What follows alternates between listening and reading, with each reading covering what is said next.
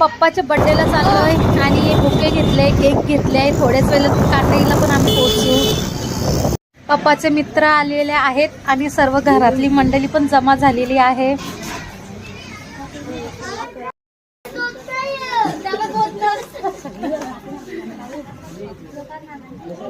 Cake पण मांडून ठेवलेत, आता कापायला घेऊ आपण. Birthday to you, happy birthday to, लावा ना. Happy birthday dear Shobhandada, happy birthday to you.